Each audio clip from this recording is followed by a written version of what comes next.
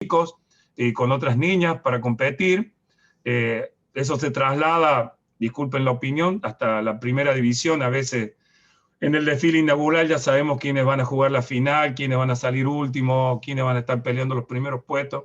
Entonces hay un gran desequilibrio en esa fase y que no nos ayuda a nosotros. Yo creo que tenemos genética en Paraguay, tenemos genética en toda Sudamérica, hay que salir a buscarla. La gran falla que creo que en la mayoría de los países, a excepción de los que tengan organizada una buena liga, es la competencia interna. Y por último, la influencia del profesor o entrenador, que creo que tenemos excelentes profesionales en todos lados. Lo que puede aprender de un especialista en la actividad elegida. La influencia del entrenador y el profesor, sobre todo en la etapa principal. Considero que, voy a decir unas palabras que decía un gran profesor mío, que era Walter Garrone, que decía, los mejores profesores o los mejores entrenadores tienen que estar en las divisiones inferiores y los entrenadores de primera división van a trabajar tranquilos sin ningún problema, sabiendo que tuvieron buenos profesores los chiquitos. Entonces, creo que esto de los gremios que están trabajando tienen que hacerse fuerte y buscar profesionales que cada vez se capaciten más para poder trabajar con los niños a edades tempranas y no tengamos ningún problema más adelante cuando los tomamos en las divisiones ya superiores o en primera división.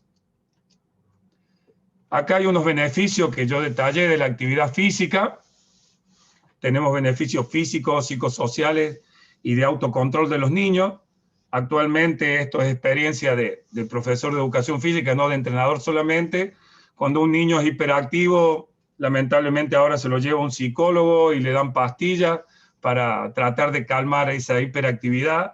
Antes, los que somos viejos, generalmente cuando un niño era hiperactivo se lo mandaba a hacer deportes y ese niño hiperactivo se transformaba en el ídolo inmediatamente en el deporte que hiciera. Entonces, el punto es que con este tema de la pandemia, los chicos están encerrados durante mucho tiempo.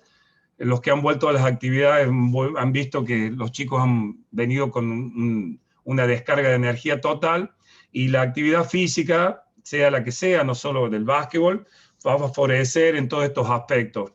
Vamos a desarrollar las habilidades motrices, vamos a mejorar la agilidad, vamos a mejorar los reflejos, mejora la resistencia y la velocidad. En cuanto a lo psicosocial, incrementa la autoestima, provee de confianza y mejora las relaciones sociales. Y en cuanto al autocontrol, corrige los problemas de conducta, reduce los comportamientos agresivos de los niños, valora el esfuerzo personal y requiere constancia y disciplina.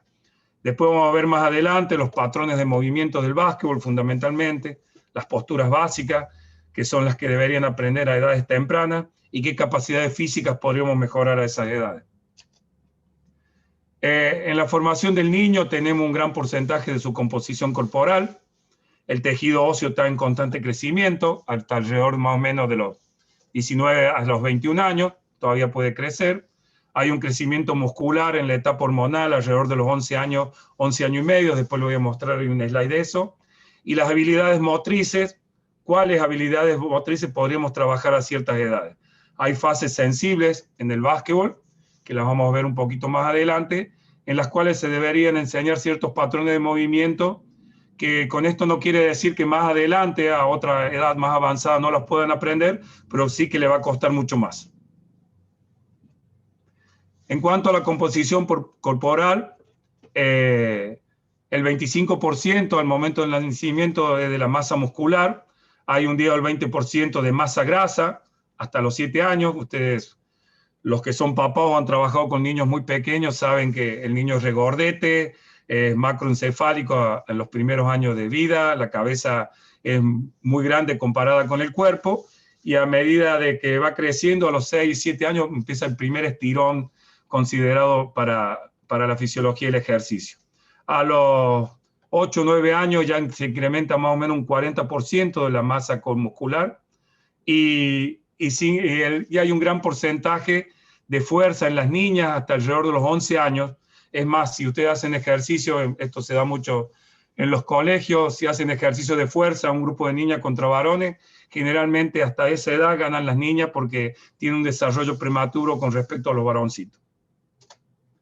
En cuanto al tejido óseo, la actividad física aumenta los niveles de calcio y por lo tanto la densidad ósea.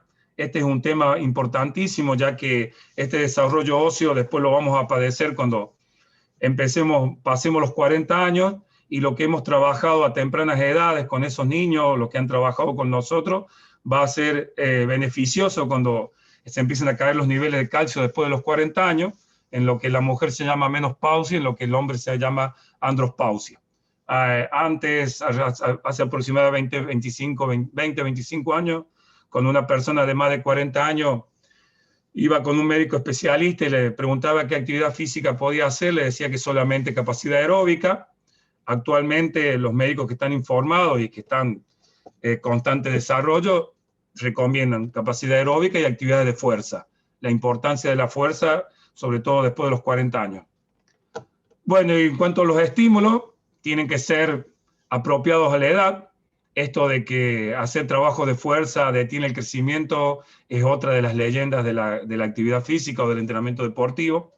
Hay un autor israelí que se radicaba en Canadá, que se llama Oded Baror, que en una parte del libro dice: actividades que se realizan en los patios de la escuela a veces resultan más peligrosos que realizar una actividad controlada en un gimnasio de sobrecarga.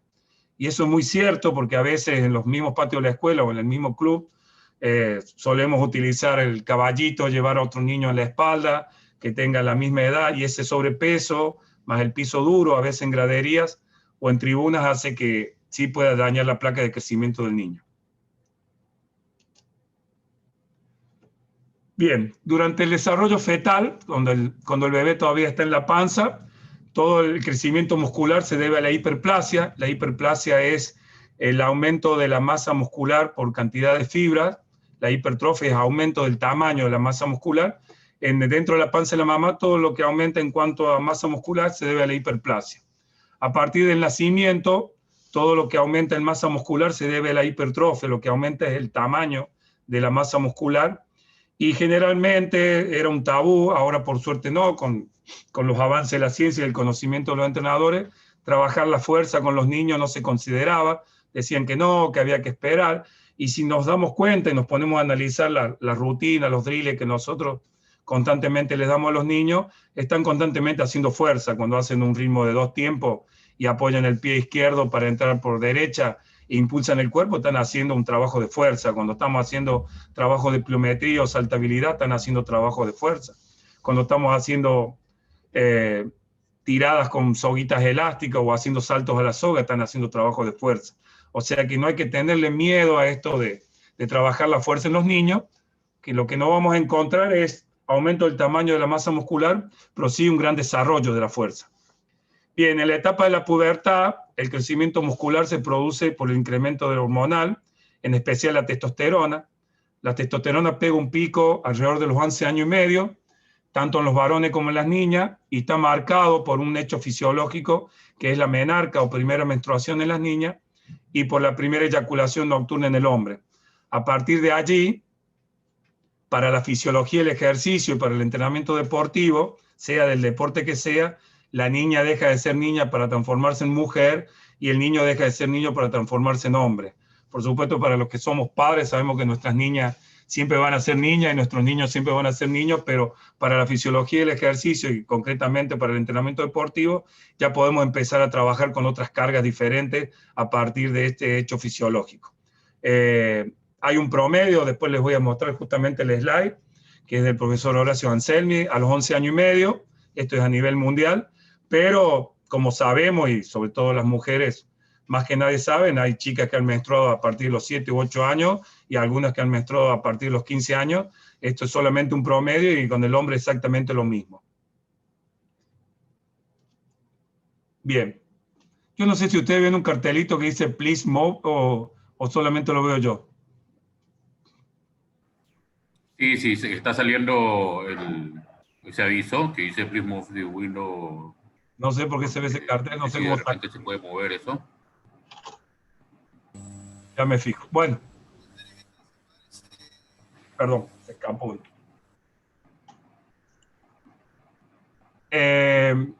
Acá hay un cuadro, una pirámide, en el cual están desarrolladas las formas básicas. Ustedes ven que la base de la pirámide está caminar, correr, saltar, retar, trepar y lanzar. Esto lamentablemente, yo doy clases a estudiantes de educación física y les digo lamentablemente porque los chicos de ahora a veces llegan a primer grado o los jardines de infantes sin saber caminar bien, sin correr bien, sin saber saltar, y el mismo hecho nos sucede en las escuelas deportivas, ¿sí? Antes esto no se daba así, la información que teníamos cuando empezamos nosotros a estudiar educación física era muy poca, los libros eran muy escasos, no existía internet, pero nos encontramos en las escuelas deportivas que los chicos ya traían un bagaje de formas básicas, por lo menos habían tirado piedras, sabían cavar pozos, trepaban árboles, cosa que no sucede ahora con los niños, en los cuales vamos a tener que empezar de cero. Lamentablemente, esto es una mala noticia para los entrenadores de cualquier deporte o preparadores físicos, porque nos encontramos con niños que directamente no saben saltar, no despegan los pies del piso, nunca han trepado un árbol, nunca han tirado una piedra, caminan con dificultad y no saben la diferencia entre correr o trotar. Entonces, para mí, como consejo es que empecemos casi de cero. Por allí nos vamos a encontrar con alguno que tenga una estimulación temprana en la familia y va a ser como una bendición para nosotros, que va a ser el único que va a poder hacer las actividades que le proponemos. A partir de los 7 años, más o menos hasta los 10, hay una etapa que se llama la edad de oro, que se debería trabajar muchísimo con la ubicación temporoespacial y la multilateralidad, la coordinación gruesa y la fina, las posturas básicas del básquetbol, que son casi siempre piernas flexionadas, tanto para atacar, para defender, con una línea en el eje pasando por el centro de gravedad entre las puntas de los pies, las rodillas y el mentón. Es una posición incómoda, que generalmente cuando trabajamos conceptos defensivos se cansan muy rápido y a los jugadores no les gusta mucho, pero es la postura básica del básquetbol, que la utilizamos tanto como para defender, como y ni que hablar para atacar. Entonces esa semiflexión tenemos que trabajarla constantemente y tratar de trabajar fundamentalmente la multilateralidad. A veces por querer buscar resultados con los más chicos, trabajamos solamente un perfil, tendríamos que trabajar constantemente los dos perfiles, porque si no llegamos, como nos encontramos a veces con jugadores de primera división que no saben hacer una entrada en bandeja por el lado izquierdo y dan vuelta, giran en la cancha para tratar de entrar por su perfil predilecto, ¿cierto? Entonces, esta edad de oro se llama edad de oro porque el acervo motor de los niños está abierto, su sistema neuromuscular está abierto para recibir constantemente nuevos estímulos, y sería importantísimo que tratemos de enseñarles movimientos nuevos constantemente, sin buscar todavía posiciones fijas, juegos, sistemas y nada de eso, sino que solamente fundamento. A partir de los 11 años más o menos empezamos con lo que ya los veníamos trabajando, con la especialización de los gestos técnicos. Aquí dice elección de un deporte o actividad física, se refiere fundamentalmente a empezar a elegir el puesto dentro de la cancha.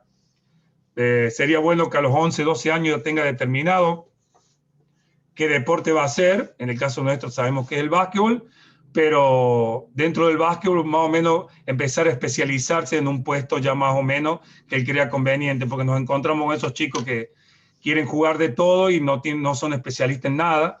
Entonces tendrían que entrar para mí a la U15 ya sabiendo un puesto específico o por lo menos un par de puestos que pueda desarrollarse. Y allí tendría que sentarse, a mi punto de vista, el entrenador con el preparador físico y los jugadores y especificar qué cree el entrenador que podría andar en qué función mejor y que se empiece a especializar en eso. Y por último, en la punta de la pirámide tenemos el alto rendimiento, que está orientado hacia la alta competencia. Yo ahora les voy a mostrar un megaciclo que armé yo deportivo. Yo creo que un jugador de 17 años o 18 años ya tendría que estar mordiendo el banco de primera, como se habla en la jerga generalmente, y nos puede marcar esa elección o esa posibilidad de que un jugador de 18 ya esté entrenando con jugadores de primera, que pueda ser un futuro atleta que lo utilicemos más adelante. ¿Sí? Si a los 18 o ya no llegó o no tiene posibilidad de entrar en primera, difícilmente tengamos más adelante posibilidad de que se desarrolle técnicamente para poder ingresar. ¿Hay alguna pregunta hasta acá? Si alguien quiere comentar algo, bienvenido sea. Yo acá, en un megaciclo se llama toda la vida deportiva de un atleta. Hay megaciclos de básquet, de handball, de vóley, atletismo, de natación. Yo lo hice con las categorías que tenemos actualmente, me tomé este atrevimiento y desarrollé las capacidades físicas que serían convenientes que trabaje y cuáles no a cierta edad. Como ser, en la primera columna, tengo la edad de los niños y las categorías a desarrollar. Sabemos que pañal son 5 y 6 años, mosquito 7 y 8.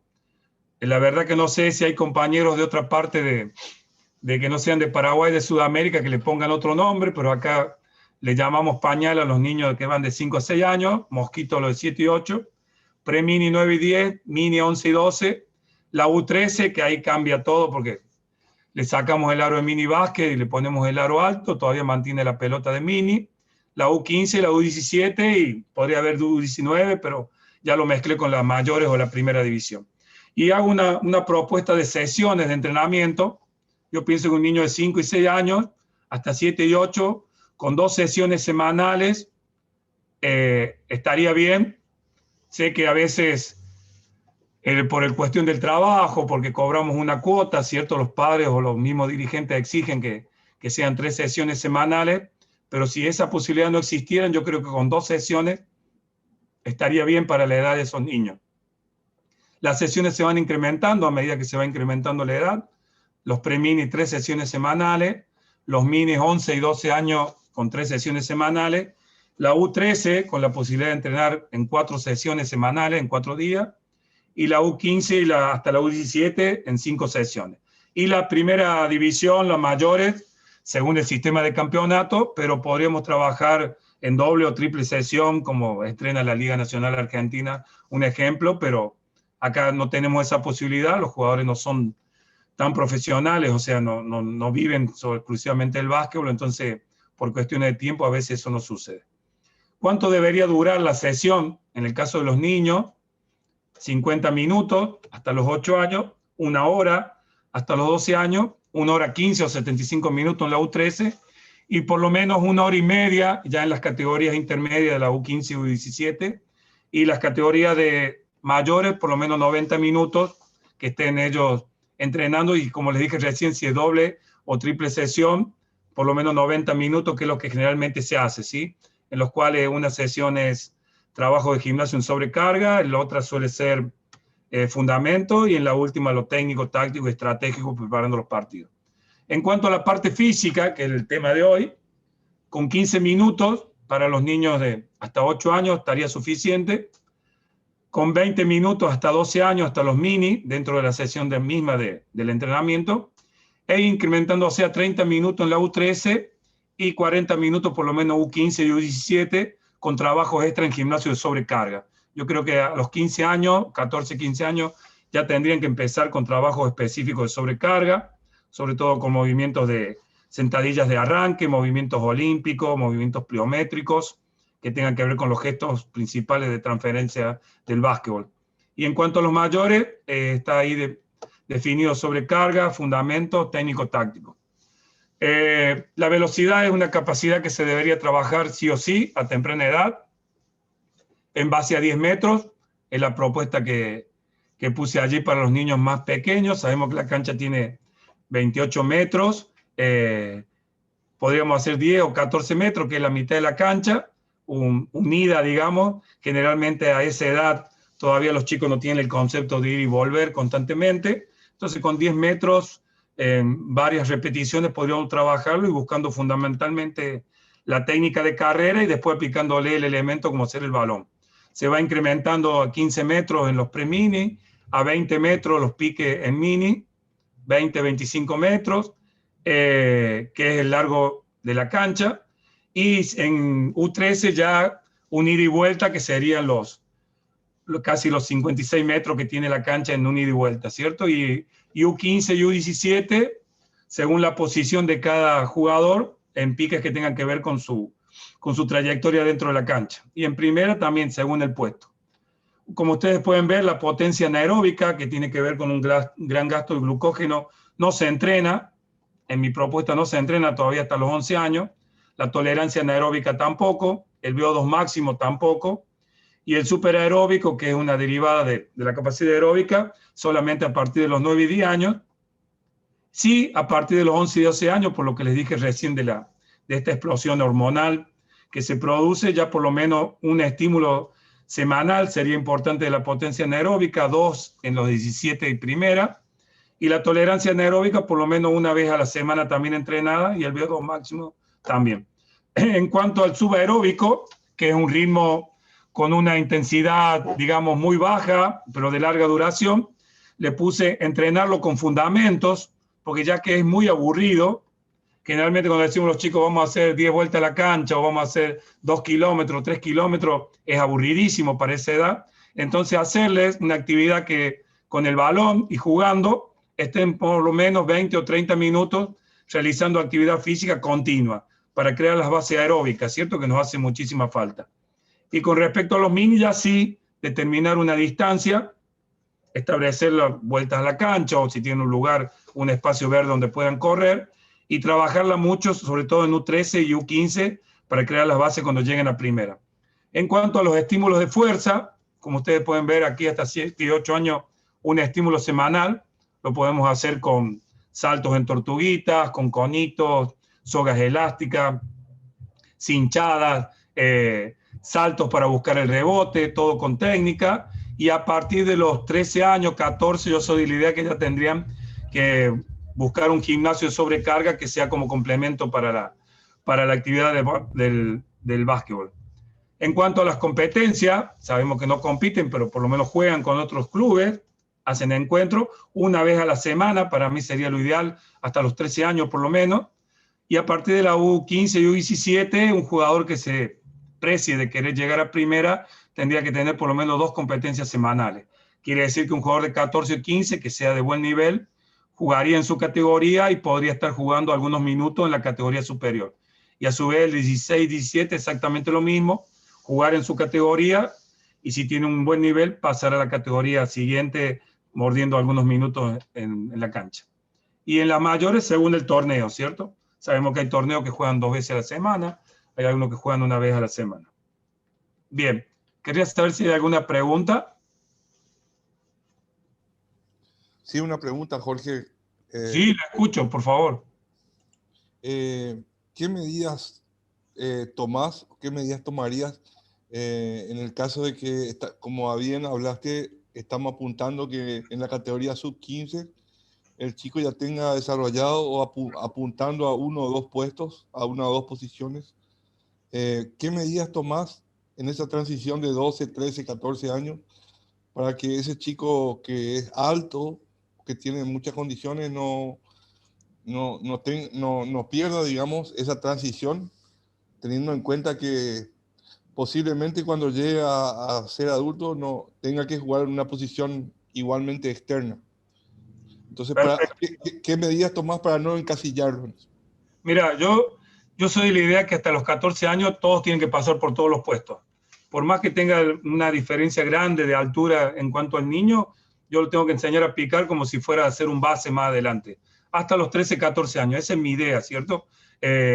Sabemos que hay los profes bien experimentados, saben que hay un cambio importantísimo. Para mí el cambio más grande se da en la U13, ¿cierto? Ahí parece que cambia el mundo. Los que son estrellitas hasta los 12 años, cuando a veces pasan a la U13, ven el aro alto, cambia el reglamento, dejan de ser estrellitas y algunos que estaban medio opacados y apagados hasta la mini, cuando llegan a la U13 se despiertan y pegan un salto en calidad. Eso es muy común que suceda, pero en cuanto a la formación del profe, yo soy de la idea que en capacidades físicas no tengo cero duda con respecto a que tienen que entrenar todo de la misma manera. Y en cuanto a las capacidades técnicas, fundamentos deportivos especiales del básquetbol, para mí tienen que trabajar de la misma manera, exactamente igual. A los 14, 13, yo pienso que ya tendrían que empezar a elegir su puesto. Nos encontramos con sorpresa por allí también de un chico que ya creció todo a esa edad, que lo vemos muy alto a los 13, 14, y después cuando se hace un análisis antropométrico, ahí los médicos pediatras tienen unos estadios que se llaman estadios de Tanner, que son un estudio de los genitales tanto de las niñas como de los varones, y por medio de ese estudio hay unas fotos que están estudiadas ya que hace mucho tiempo. Tanner era un médico inglés, y determina en qué estadio se encuentra ese niño. Son 6 estadios. Como ser si ese niño ya está en un estadio 5 o 6, y tiene 14, 15 años, el médico ya puede determinar que no va a crecer más en talla. Por el contrario, si ese niño está en un estadio 2 o 3 y es alto con respecto al resto de los compañeros, nos podemos encontrar con un futuro talento en cuanto a altura, porque va a seguir creciendo muchísimo más, tanto para el hombre como para la mujer, ¿cierto? Ese es un tema que no nos compete a nosotros, no vamos a andar mirando genitales de niños, por supuesto, ni preguntándole nada tampoco, pero podemos, si vemos una posibilidad que hay un niño que se destaque en cuanto a altura con respecto al resto, podríamos ver la posibilidad. Todos los médicos pediatras están preparados para darnos ese informe o darle informe a los padres, ¿cierto? Pero con respecto específico a la pregunta, yo soy convencido que hasta los 13, 14 años tendríamos que entrenar todos por igual. Todos por igual. Le digo esto porque somos profes viejos, algunos de los que estamos acá, y antes, cuando nosotros éramos chicos, el que era un poquito más alto, quédate al lado del aro, no te muevas de allí, y después el resto crecía, él quedaba igual que el resto y no sabía picar la pelota y arruinábamos a un chico, ¿sí? Le digo esto porque yo también lo hice con ese error. Entonces, después cuando nos dimos cuenta y empezamos a estudiar un poco la fisiología, el entrenamiento deportivo, se empezaron a abrir un poco más las cosas, nos dimos cuenta que deberíamos trabajar a todos por igual y a los 14 años recién que vayan eligiendo su puesto, ¿cierto? Ese es mi pensamiento. No sé si contesté la pregunta, pero eso es lo que yo opino. Sí, muchas gracias, profesor. No. Acá planteé qué es el entrenamiento deportivo, una definición de un autor ruso que estudiamos nosotros mucho, que es Medvedev, y lo puse a Luis Escola porque el año pasado jugó el Mundial de Básquet a un nivel altísimo con 39 años. Él hizo una preparación especial para ese Mundial, en cuanto se buscó un personal training en la parte física y trabajó con un entrenador en la parte técnica, ¿cierto? Y para mí hizo un Mundial excelente con 39 años, y compitiendo y midiéndose con gente de 21 o 22 años. Por eso puse esa foto nomás ahí, no es por nada. Bueno, para Medvedev, el entrenamiento deportivo es una rama especializada de la educación física que tiene como objetivo principal el logro de altos resultados deportivos. Lo que nosotros no hicimos a tempranas edades, no lo entrenamos, no tuvimos la posibilidad, o porque ni siquiera a veces estábamos con ese grupo y no se trabajó, vamos a tener serios problemas más adelante. Por eso yo puse el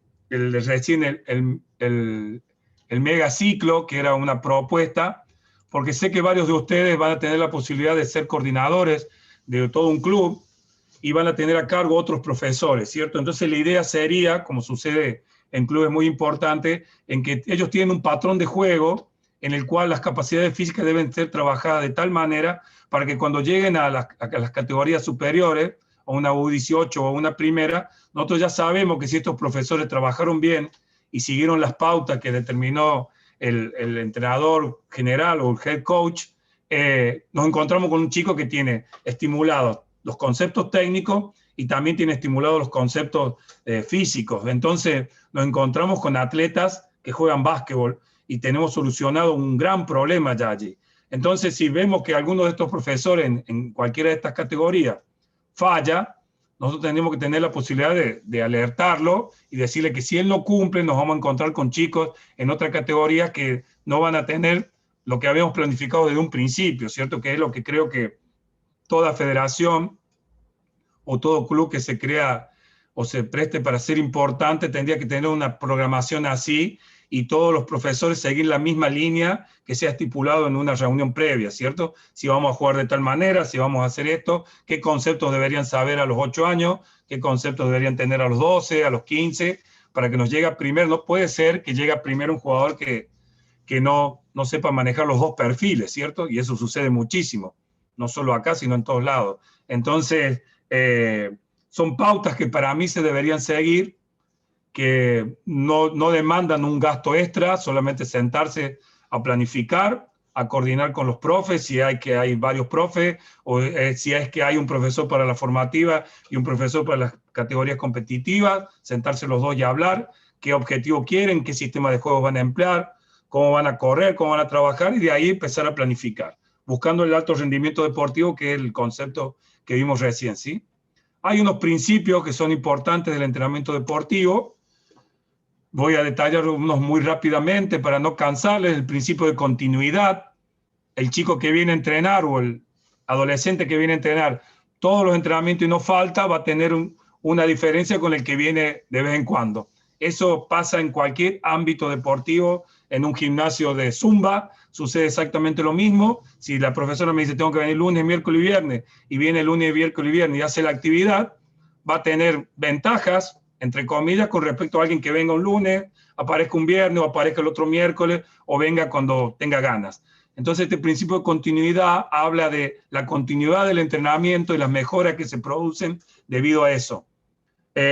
Lamentablemente, nosotros no realizamos a veces pretemporadas con los equipos competitivos porque generalmente, sacando el COVID, generalmente tenemos una mala organización, no sabemos cuándo el campeonato empieza, no sabemos cuándo termina, entonces no podemos hacer una pretemporada para empezar a elevar las capacidades físicas para los jugadores que después van a jugar en U19 o en primera o a un nivel competitivo.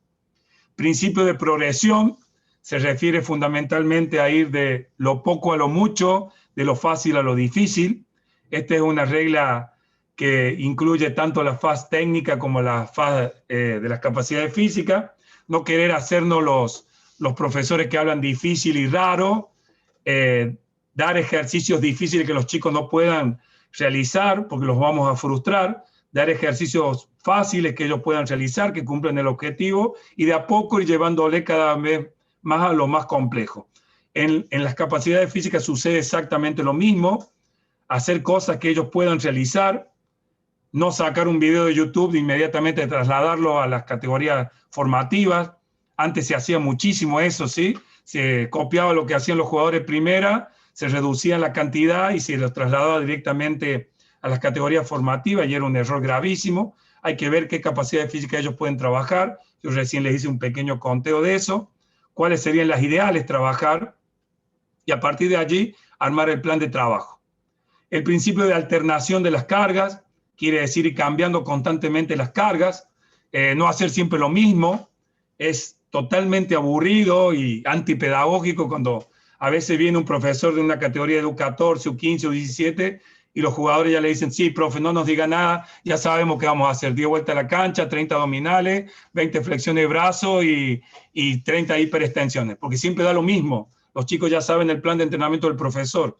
Entonces tenemos que ir cambiando constantemente las cargas, tenemos que ir cambiando constantemente los ejercicios, fundamentalmente para que los chicos no se estanquen y en segundo lugar para que no se aburran. Y el principio de individualización. Por favor, esto es algo que a veces nos cuesta, pero tenemos que tener en cuenta que no existe un ser humano igual a otro. Hay estudios realizados hasta en gemelos, que están dentro de la misma bolsa de la mamá, que tienen ciertas características diferentes, ya sea en sistemas energéticos, tipo de fibra, talla, peso corporal. Entonces imagínense en dos personas que no tienen nada que ver, que son de diferentes familias. Entonces no estoy diciendo con esto que si entrenamos 15 chicos vamos a tener 15 planes diferentes de entrenamiento, pero sí sectorizarlo y ver a cuáles les cuesta algo más, a otros les cuesta menos, y tratar que a los que les cuesta más, ponerlos al nivel de los que les cuesta menos, e ir equiparándolos de a poco, no exigirle al que le cuesta mucho que se ponga al nivel del otro, con palabras como, che, mira, este lo hace y vos no lo podés hacer. Esas cosas generalmente deprimen, lo tiran abajo al chico y quiere dejar la actividad. Entonces, que no seamos nosotros los que provoquemos esa situación. Bien, acá tenemos un cuadro de capacidades físicas.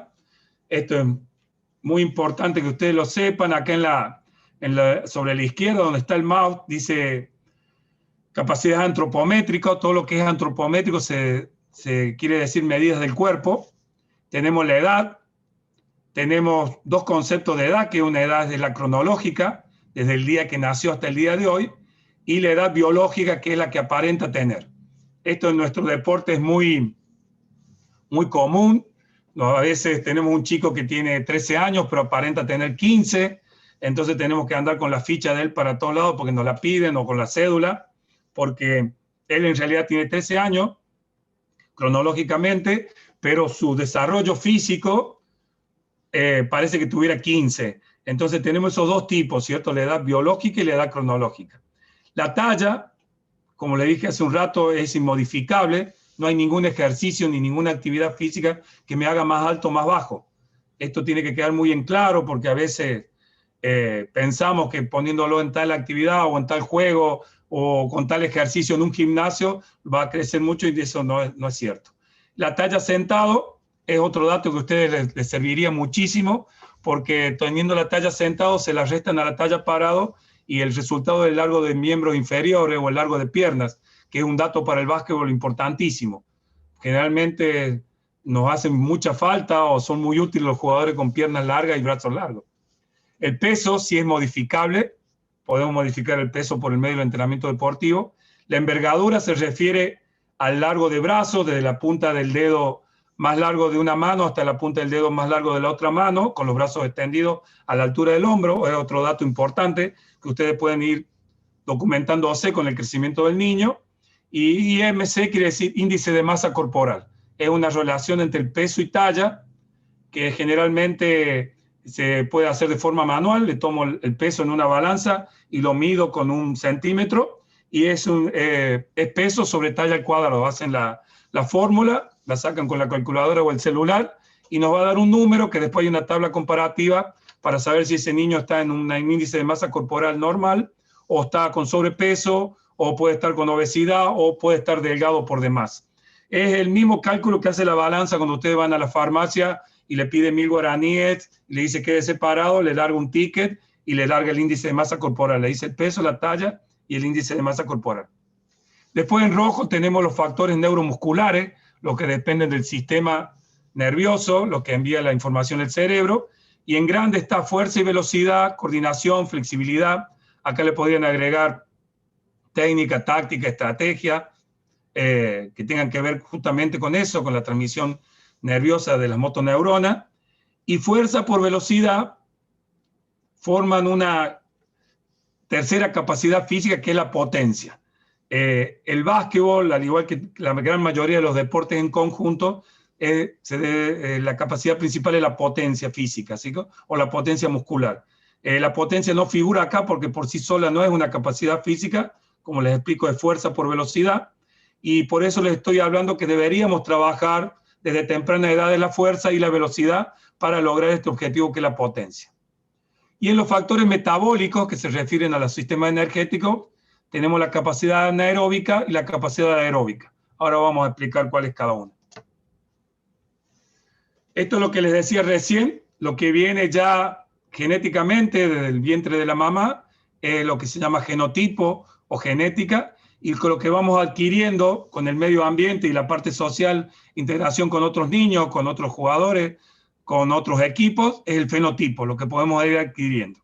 Esta es una definición que tiene que quedar bastante clara, porque el genotipo ya viene determinado desde el mismo momento de la gestación, y viene una batería de información del papá y la mamá impresionante hacia el niño.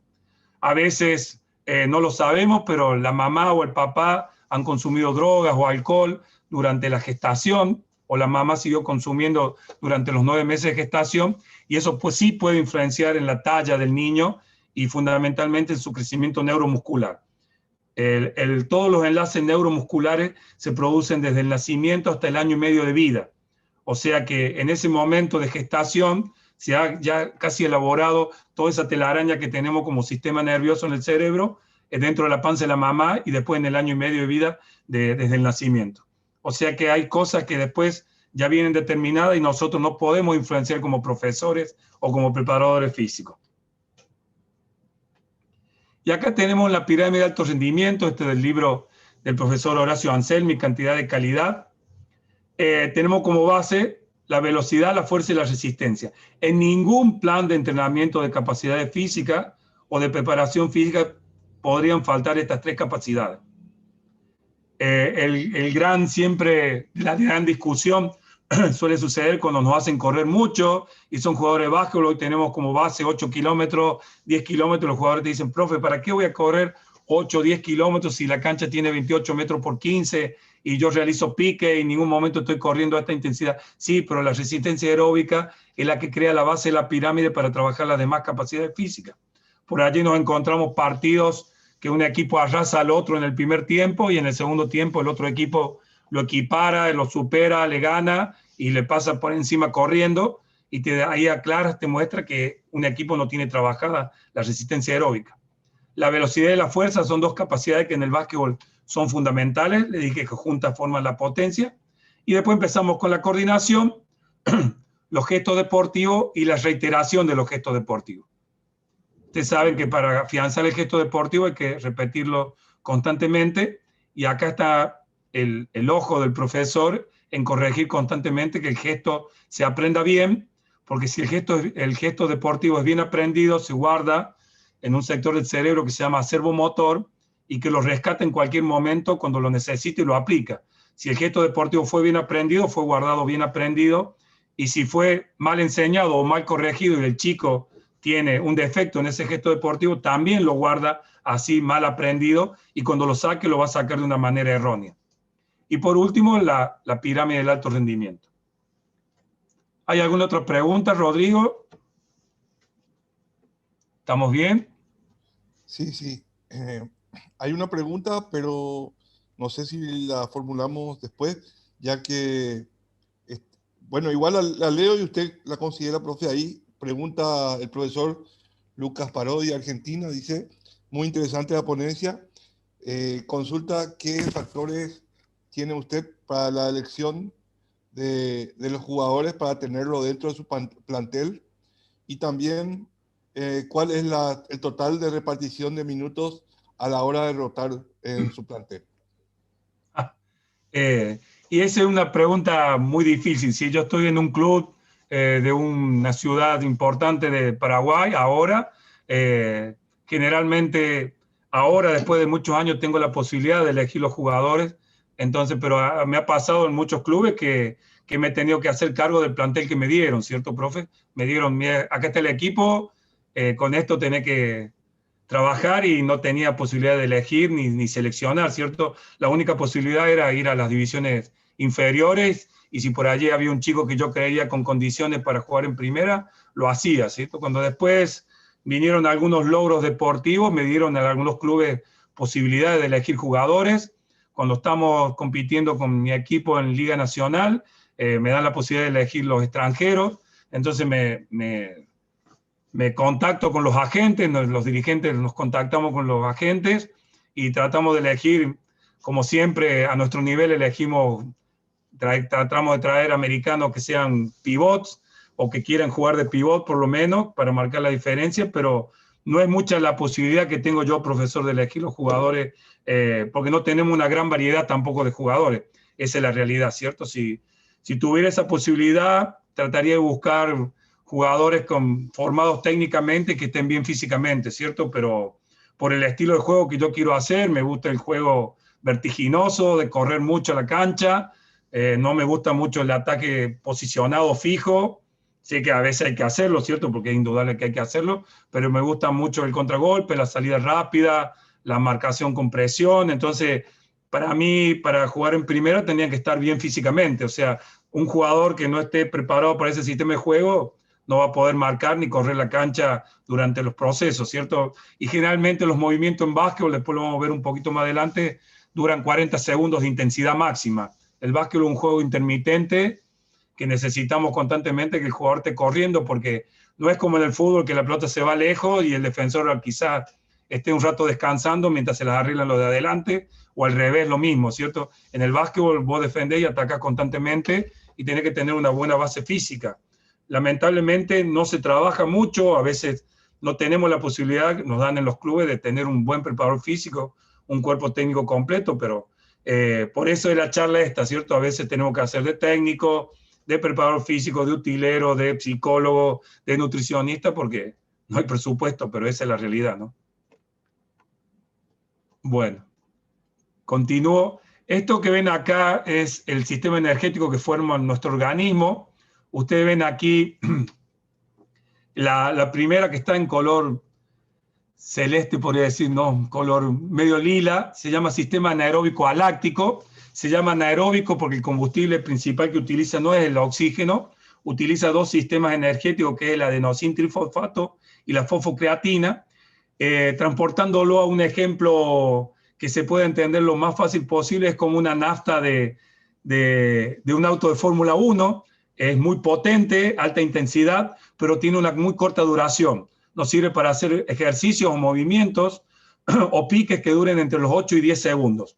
El ATP y la fosfocreatina se gastan muy rápido, pero tienen como ventaja que a los 3 minutos de pausa se vuelve a reponer y no necesito ni de ningún elemento extraño para reponer esa energía.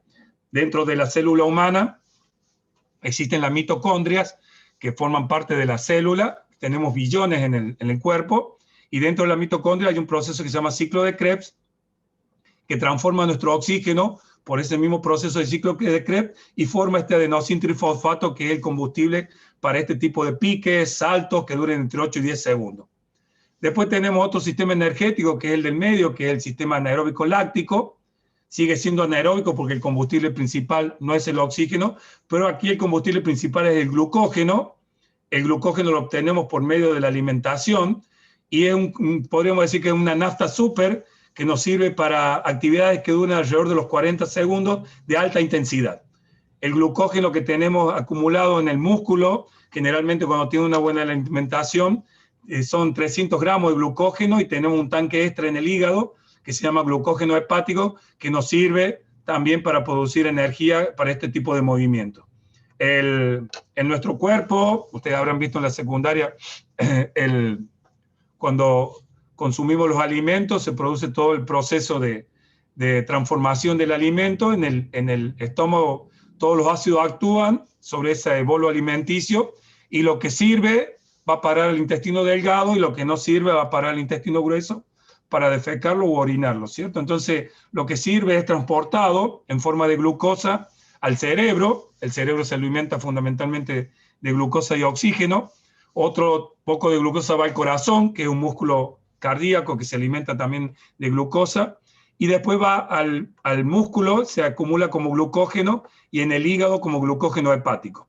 Si nosotros seguimos comiendo y esa energía no la gastamos, se transforma en adipócito, que es la célula de los ácidos grasos, y se empieza a acumular en diferentes sectores del cuerpo, ¿cierto? En los hombres generalmente en la cintura, y en las mujeres en la cola y en las piernas.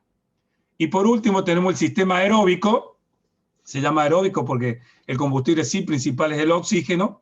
También participan los hidratos de carbono y los ácidos grasos. El oxígeno lo tenemos fundamentalmente de la respiración. Podría decirse que este es un combustible como el diésel, que nos sirve para actividades de larga duración, pero de baja intensidad. Y a medida que voy y sigo con el ejercicio o sigo entrenando, se empieza a alimentar de los hidratos de carbono que consumimos en la ingesta alimenticia, o de los ácidos grasos que tenemos acumulados en nuestro cuerpo. De eso se alimenta nuestro cuerpo. Con una buena dieta, el entrenamiento deportivo de cualquier deporte es un trípode que tiene que ver con nutrición, entrenamiento y descanso. Si alguno de esos 3 patas no funciona, digamos que esta base se cae. Puedo alimentarme bien y entrenar muy bien, pero si no descanso, no voy a tener mejora. Por el contrario, puedo descansar bien y entrenar bien y no como bien, no voy a tener mejora. Y lo mismo que coma bien, descanse bien y no entrene bien, tampoco voy a tener mejora. Es un trípode que tiene una participación del 33.33% cada uno. Bien, acá voy a hacer un pequeño análisis del básquetbol. Este es de un libro español que se llama Preparación Física del Básquetbol. El básquetbol es un juego intermitente, quiere decir que es ida y vuelta constantemente y con cambios constantes de posesión del balón. Como está regido todo por tiempos, el básquetbol podemos tener la pelota solo 24 segundos, tenemos 8 para cruzar la mitad de cancha, 5 para sacar, tenemos todo controlado eso, o sea que no podemos tener como en ciertos deportes que dicen, tal equipo tuvo 70% posesión del balón y el otro el 30%. No, en el básquetbol es constantemente, la tenemos un rato cada uno. Por lo que vimos recién de sistemas energéticos, es de categoría mixto. ¿Qué quiere decir esto? Casi todos los deportes en conjunto son de categoría mixto. Por la duración del partido, que va de los 80 minutos hasta los 90, o puede extenderse si hay suplementario, es aeróbico, o sea que es de larga duración, pero las acciones motrices y los movimientos que se producen dentro del campo de juego son de pura potencia anaeróbicos, o sea que se considera mixto. Dice, de todas las acciones más relevantes, las que más se utilizan en el básquetbol son el dribbling, el pase, la recepción y el lanzamiento, y el dribbling es la acción técnica más que se utiliza en el campo de juego. El lanzamiento representa entre el 7 y el 10% de todas las acciones técnicas, aunque parezca que es mucho más. Estas estadísticas son de la Liga CB de España, de primera división, por supuesto, y tenemos los metros recorridos por los bases, que son 6.104 metros, los aleros 5.632 metros y los pivots 5.552 metros. En cuanto a los saltos realizados por partido, los bases tienen un promedio de 25, los aleros 71 y los pivots 100. Por eso les decía recién que una vez que tengamos determinadas las categorías, no podríamos entrenar las categorías de los puestos, no podríamos entrenar de la misma manera, ¿sí? ¿Para qué voy a entrenar 100 saltos con los jugadores base o aleros si sé que nunca saltan eso en un juego? Pero sí tendría que trabajarlo con los pivots. O por lo contrario, ¿para qué voy a entrenar tanta distancia aeróbica con los pivots si sé que la distancia que ellos que recorren es mucho más corta que la de los bases o los aleros o los ayuda base? Los tiempos de pausa, el 52% de los tiempos de juego están en periodos que oscilan entre los 11 y los 40 segundos. Por eso les decía recién que tengo que estar preparado muy bien en el sistema del glucógeno, en el sistema anaeróbico láctico, porque casi todos los movimientos, todos los lapsos de juego en el básquetbol son de 11 a 40 segundos. Muy rara vez los tiempos de juego superan los 120 segundos o los 2 minutos seguidos sin parar. El 22% de los tiempos de pausa se concentran entre los 10 y los 40 segundos, debido a las pelotas que salen de la cancha, a tiempos muertos, faltas personales, sustituciones, que ya sabemos de qué se trata. Las pausas mayores a 40 segundos se emplean generalmente en los tiempos muertos y los tiros libres. No hay pausas de 40 segundos, o sea que las pausas que tienen nuestros jugadores para respirar, recuperarse, son muy cortas, son muy estrechas, entonces tienen que tener una muy buena base aeróbica justamente para recuperarse más rápido durante el juego. Por lo tanto, al plantear el entrenamiento, es importante incorporar ejercicios o trabajos con pausas no superiores a los 90 segundos, dando predominio a los drills que impliquen continuos cambios de ritmo. Cuando yo estoy entrenando ya desde chico, tengo que proponer como juegos, como drills, que sean bien intermitentes, ir y volver, ir y volver, ir y volver, que la pausa no supere el minuto y medio, porque eso es lo que sucede realmente después en el juego. Recién vimos cuáles eran las capacidades, vamos a ver las fases sensibles. Las fases sensibles, al igual que en todo deporte, se refiere a diferentes etapas en la edad de los niños, de los jóvenes, en los cuales tienen mayor posibilidad de adquirir esos nuevos movimientos motores. En el básquetbol necesitamos una estimulación correcta de las capacidades coordinativas. Se trabaja muy poco la multilateralidad, se trabaja muy poco la ubicación temporoespacial. Cuando hablo de temporoespacial hablo de abajo, arriba, derecha, izquierda, adelante, atrás, con movimientos con balón o sin balón, como ustedes quieran, pero que sean muy rápidos. Los chicos generalmente a edades tempranas no manejan los perfiles derecha-izquierda. Si esperamos que eso lo aprendan en la escuela, estamos sonados porque generalmente no se trabaja. Entonces, debemos trabajarlo nosotros como profesores si queremos más adelante poder estimular la parte multilateral. En el trabajo con niños, esto después Rodrigo ya lo tiene, se lo puede enviar a ustedes o se los puedo enviar yo si me pasan su correo. Yo tengo cero problema en enviarle la bibliografía que utilicé y el mismo PowerPoint para que ustedes lo tengan. Hay una etapa que es fundamental, que es la ubicación temporoespacial que les decía recién, que es la de situar objetos alrededor del niño como balones, conos, y tratar de trasladarse él por esos objetos con movimientos, con órdenes rápidas, en cuanto a decir derecha, que el chico reaccione rápido hacia la derecha, adelante, atrás, izquierda, abajo, arriba, ponerle situaciones como cajas de zapatos, cajas de cartón donde se pueda poner por debajo, o se pueda poner por arriba, o pisarla, o ponerse a la derecha del objeto. Todo eso va a determinar que se estimule el sistema neuromuscular y que después cuando apliquemos nosotros los primeros conceptos deportivos con balones o sin balón, el chico ya reaccione y tenga bien complementado dentro de su acervo motor la reacción en su ubicación temporoespacial, en el espacio que él se mueve, principalmente en la cancha. En la segunda etapa debería situarse el mismo niño en relación con los objetos. Está delante, atrás, a la derecha y ya si ustedes quieren aplicar con el balón. Entonces eso nos va a ayudar muchísimo a manejar la ubicación temporoespacial con el dominio del balón.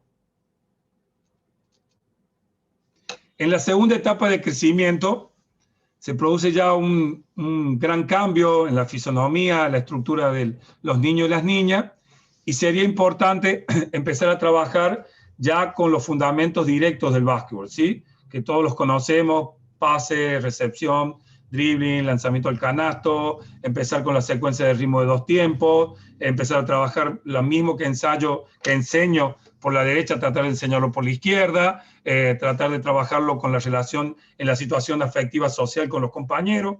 Esto es muy importante a esta edad, porque como sabemos, el niño es muy egoísta, quiere jugar solo, es solamente su super yo el que actúa, entonces la interacción es importantísima con los compañeros.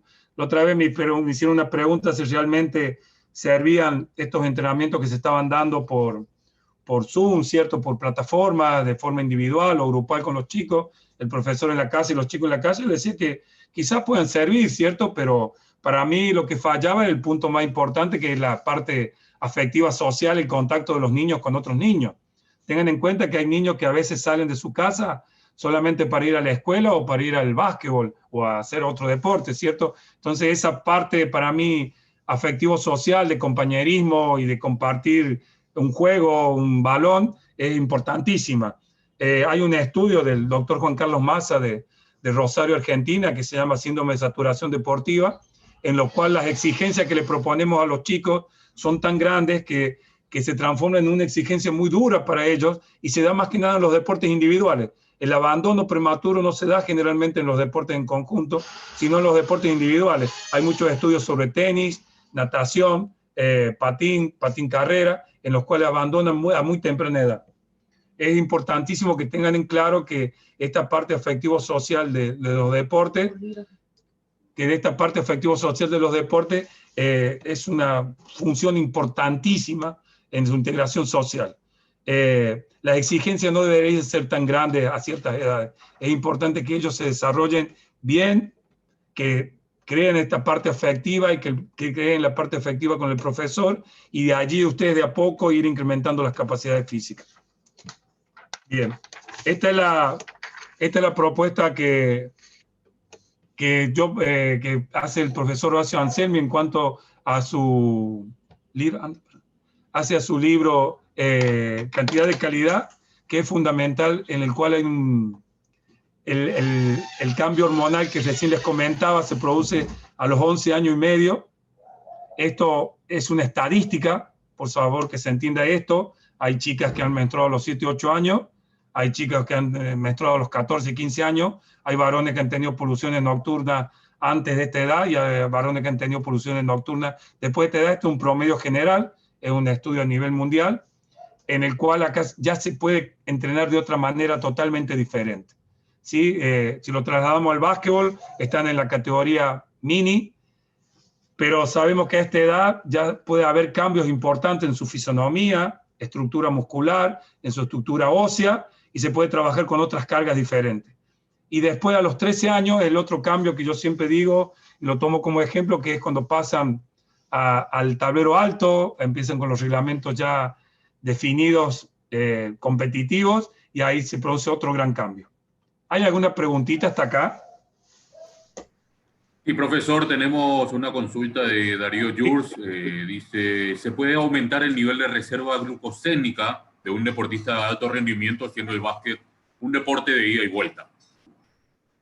Sí, las reservas glucosémicas se dan debido a la alimentación, ¿cierto? Es muy duro decirlo esto, pero cuando alguien quiere empezar a entrenar de una manera diferente o mejor, o a desarrollar ciertas cosas, hay que preguntar si tiene el dinero suficiente para alimentarse más y mejor.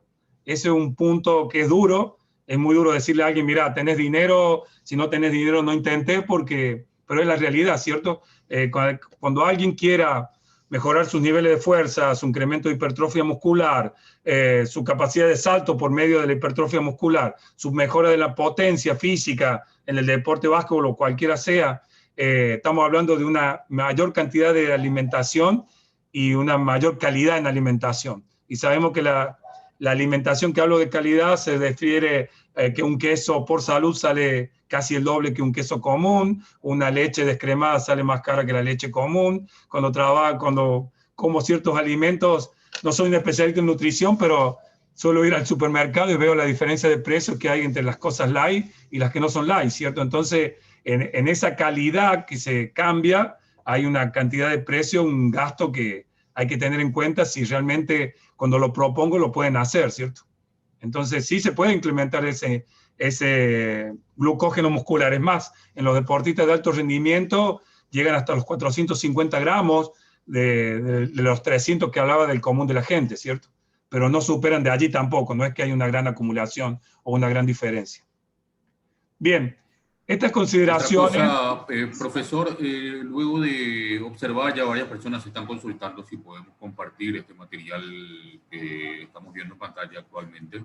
Esto podemos compartirlo ya mismo, inclusive por un formato PDF en el chat del Zoom, y eventualmente podríamos subirlo a la página para compartir también con todos los interesados, si les parece bien. Perfecto, esto es de ustedes. Esta charla es de ustedes, el material es de ustedes, y si en algún momento quieren bibliografía, en cuanto a preparación física también la tengo, se la puedo enviar, le puede usted, Julián o Rodrigo, pasar mi correo, yo ningún problema en transmitirle esto, ¿cierto? Pienso que esto es algo, así como aprendo yo constantemente todos los días de sus charlas, si pueden aprender algo de esto, bienvenido sea, ¿sí? Bien. Muchas gracias. Ya mismo estoy compartiendo el material de PDF en el chat para todos los que están consultando, y eventualmente lo compartimos en nuestra página web de grep.com. Gracias. Bien.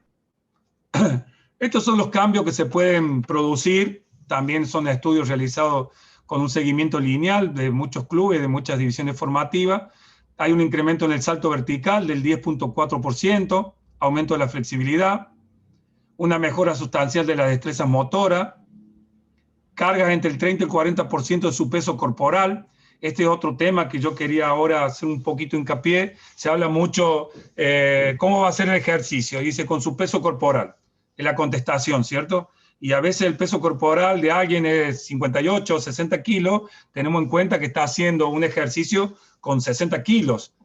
Entonces no es tan fácil, ¿cierto?, decir peso corporal. Se lo nombra el peso corporal como si estuviera haciendo de una manera light o liviana, y quizás sería más conveniente hacer con una pesa o con un elemento de sobrecarga que no sea de 60 kilos, que sea quizás de 15 kilos, y sería mucho menos peligroso y podría traer menos complicaciones para un jugador que hacer con su propio peso corporal, ¿cierto? Hay muchas frases y mucha terminología que ahora se están empleando, que realmente son cosas que ya se sabían de antes, nada más que se le han cambiado los nombres, y que a veces confunden a la gente. Hay que tener mucho cuidado con eso, ¿cierto? La pliometría se trabaja hace muchísimos años, en la época de Verkhoshansky, que empezó por allá por los años 60, un entrenador ruso a empezar con los saltos, la pliometría, pero en los libros figura cuántos saltos debería hacer, cada cuánto tiempo descansar, cuántas series debería realizar, pero lo más importante de todo esto es que yo no puedo comenzar a trabajar en pliometría, en multisalto con los chicos, si no saben saltar. Entonces, es como querer enseñarle a correr, todavía no sabe caminar. Entonces, si yo veo que mis chicos no tienen la técnica correcta de salto, es totalmente al cohete que le haga pliometría. Tenía que primero saber la técnica de salto perfecta, tener un piso adecuado para saltar, o por lo menos un piso blando en el cual pueden saltar, y después tratar de incrementar o entrenar la pliometría. Hay una variedad de listas así, con rutinas, trabajo, entrenamiento, que uno puede hacer copy-pegue, pero no sería lo conveniente. Cada uno, como la pregunta que recién hizo el profesor que me hizo a mí, tiene situaciones diferentes en sus clubes, en su ciudad, en su país. Entonces, si ustedes tienen la posibilidad de tener chicos que tienen las destrezas motoras trabajadas en la escuela, ustedes ya entran ganando 6-0. Entonces, lo van a tener que poner los gestos técnicos. Ahora, si sucede como nos sucede mucho a nosotros, aquí que en el colegio se hace muy poco, entonces vamos a tener que empezar de cero con esos niños. Entonces voy a tener que enseñarles a correr, voy a tener que enseñarles la diferencia entre caminar, trotar y correr, voy a tener que enseñarles a saltar, voy a tener que enseñarles un montón de cosas que son las formas básicas que vimos recién. Bien, ya casi voy terminando, no los quiero aburrir tampoco. En cuanto a la progresión de las cargas, en los trabajos con los niños, los jóvenes, adolescentes, no deberían superar los 500 gramos, el medio kilo y el kilo y medio. Eso de cambiar rutina e incrementar grandes pesos de 5 o 10 kilos no es conveniente. Tengan en cuenta que todavía los huesos de los preadolescentes son blandos, todavía siguen creciendo, pueden llegar a seguir creciendo hasta alrededor de los 19, 20 y 21 años. Entonces podríamos dañar esa placa de crecimiento. No quiere decir que lo vamos a dejar enano, por favor, es el concepto, creo que ya quedó claro, pero sí puede dañar la placa de crecimiento y puede dañar sobre todo las partes blandas de los huesos que todavía van a seguir creciendo. Hay que tener cuidado con eso y tratar de manejar las cargas con mucho cuidado. Y si los envían a un gimnasio de sobrecarga, asegurarse de que el que está encargado del gimnasio o el profesor, el gerente del gimnasio, tenga el concepto de que va a entrenar para básquetbol, no que va a entrenar para ser fisicoculturista. En lo posible, si va a un gimnasio, tratar de utilizar máquinas por sobre las cargas libres al principio, hasta que los chicos aprendan a manejar los conceptos de la fuerza, de los conceptos de qué músculo está trabajando. Por ahí si se equivoca o se cansa o comete algún error en la máquina, suelta la máquina y no pasa nada, cosa que no puede hacer con las cargas libres. Y una vez que ya tuvo el proceso de cargas libres, de máquinas, perdón, y ya viene trabajando seguido y vemos que se ha incrementado la fuerza y la hipertrofia, sí irnos a las cargas libres, porque las cargas libres nos da libertad de movimiento y los ejercicios de transferencia para después transferirlos directamente al básquetbol, al deporte que estamos practicando. Bien, en cuanto a la niña o preadolescente, adolescente, cuando ya el menstruado, tenemos la posibilidad de entrenar de una manera diferente si es regular en su ciclo menstrual. Este cuadro también es del profesor Horacio Anselmi. Tenemos una fase estrogénica en la cual el periodo de ovulación está marcado aquí con línea punteada al medio, y la semana anterior y la semana posterior es donde podrían trabajar con mayores volúmenes de trabajo o con entrenamientos mucho más fuertes. Si ahora la chica no es regular en su menstruación y no sabe la fecha exacta, vamos a tener que trabajar con un microciclo o un mesociclo de entrenamiento al igual que cualquier otra persona. Pero si es regular y sabe exactamente la fecha de su menstruación, podemos estimular las semanas en las cuales puede trabajar de manera más acentuada la preparación física. Bien. Yo por acá se me ha hecho un poco largo, Julián, y pienso que no quiero extenderme en el tiempo y aburrirlos. Quizá a lo mejor podemos terminar esto en otra charla, porque me dijeron que en 1 hora más o menos, 1 hora 10 podía dar todo, y me falta bastante, pero quizá en otra charla podríamos dar lo que queda de capacidad aeróbica y los tipos de fuerza, y la pliometría, que era lo que teníamos, y por último, preparé una planificación, ¿cierto?, de entrenamiento, cómo deberíamos armar una planificación deportiva con los objetivos. No sé si les parece ir hasta acá y después hacemos otro día que ustedes quieran continuar y les voy a pasar toda la información.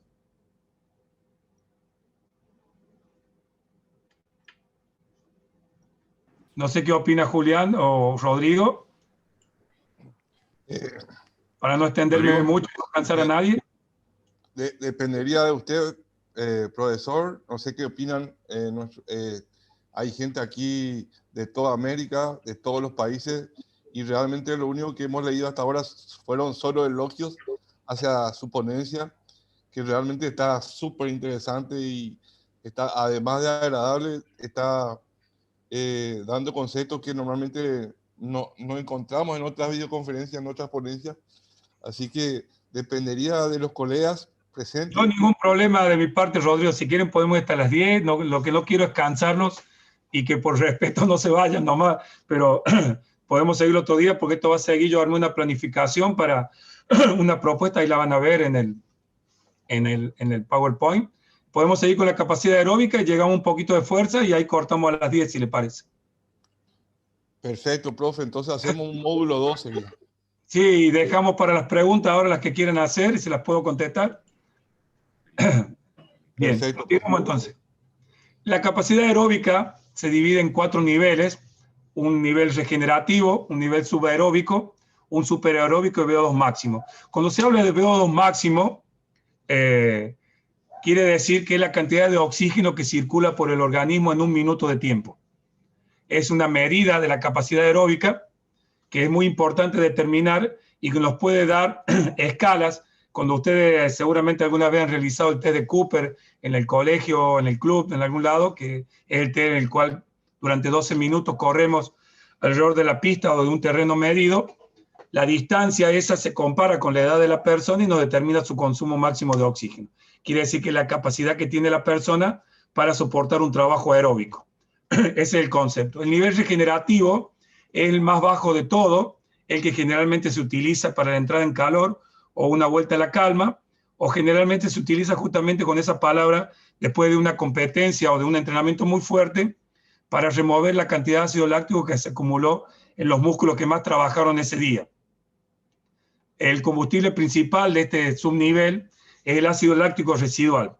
Quiero comentar, para los que no lo sepan, que el glucógeno, una vez que se utiliza en el músculo, se transforma en ácido láctico.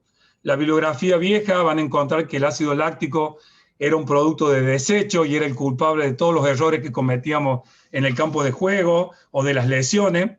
Y después unos investigadores americanos, Brooks, hizo un trabajo que fue de un seguimiento total del ácido láctico y vieron que cuando decían producto de desecho empezó a analizar si era producto de desecho por dónde salía. Entonces analizaron la transpiración, analizaron la materia fecal, analizaron la orina y no encontraron ácido láctico. Entonces descubrieron que ese ácido láctico no era producto de desecho, sino que era producto de reconversión. Y cambió totalmente el sentido del entrenamiento deportivo, ¿sí? Ahora un entrenamiento se basa en producir la mayor cantidad de ácido láctico posible y prontamente reconvertirlo en glucógeno para ser utilizado de nuevo. Es muy común ahora que todos los clubes o todos los equipos, después de terminar una competencia, hacen el trabajo regenerativo, ¿sí? Generalmente por la televisión no lo vemos porque lo hacen fuera de la cancha de juego, lo hacen en un lugar que tengan debajo las graderías, en el caso del fútbol o en el básquetbol, y se trata de hacer movimientos de movilidad articular y de trote a muy baja intensidad para tratar de remover todo ese ácido láctico que está acumulado en los músculos que más accionaron en ese momento.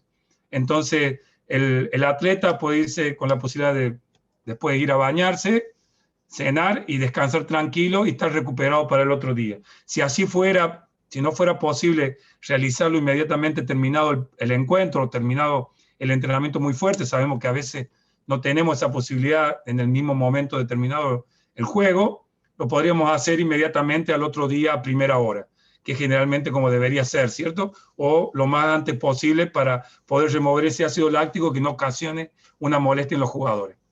Después tenemos el nivel subaeróbico, en donde el combustible principal son los ácidos grasos, y esto quiero resaltarlo, porque esta es la única posibilidad de quemar grasas con este subnivel.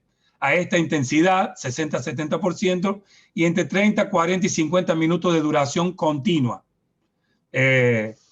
Generalmente a mis alumnos de educación física les digo, no se dejen engañar por el llame ya, ese aparato que sentado de la comodidad del sillón de su casa produce 1500 abdominales, flexiones de brazo, quema grasa, o las plantillas no sé de quién, o el aceite no sé de cuánto, eso es todo mentira. Lo único que hace quemar grasa es trabajar a nivel subaeróbico a un 60% del VO2 máximo, entre 30, 40, 50 minutos, y la palabra mágica es que sea de manera continua, que no pare en ningún momento. La actividad que a la persona le guste o que pueda hacer, llámese natación, llámese carrera, llámese una bicicleta fija, llámese saltabilidad, llámese bailar, toda actividad que sea continua y se esté moviendo durante 30 o 40 minutos, va a quemar ácidos grasos, va a utilizar como combustible principal los ácidos grasos. O sea que si usted tiene algunos jugadores que estén excedidos de peso, una dieta o un plan nutricional y este entrenamiento subaeróbico va a hacer que queme las grasas que están en exceso. Después tenemos el nivel superaeróbico, donde el combustible principal es el glucógeno, y ya no se puede trabajar de manera continua, sino que se trabaja de manera intervalada, con pausas. Es lo que se conoce generalmente como entrenamiento intervalado, o ahora se lo utiliza mucho con los conceptos de entrenamiento funcional, o se lo trabaja mucho con el aspecto del CrossFit, que se está trabajando de manera de circuitos, en donde la duración total del circuito va entre los 40 a 45 minutos, pero los movimientos dentro de cada estación son de manera anaeróbica y de pura potencia o fuerza. Y por último tenemos el consumo máximo de oxígeno, que es el máximo nivel, que ronda el mismo nivel de juego, entre el 85 al 100%, el combustible principal es el glucógeno y se debería trabajar entre 15 y 25 minutos de manera intervalada.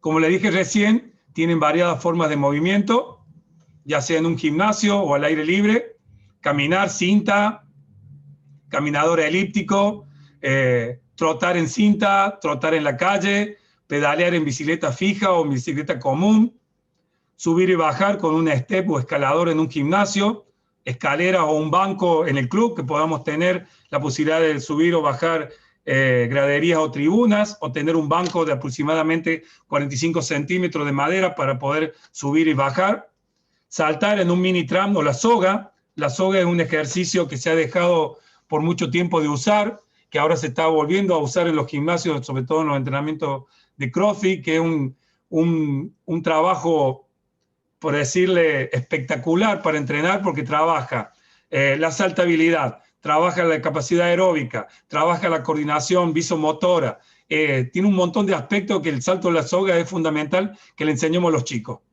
Nadar, desplazamiento en la pileta con o sin elemento, deslizarse en slide o con patines, bailar, cualquier clase de ritmo, o remar si le gusta hacer entrenamiento de remo o un remo aeróbico en el gimnasio.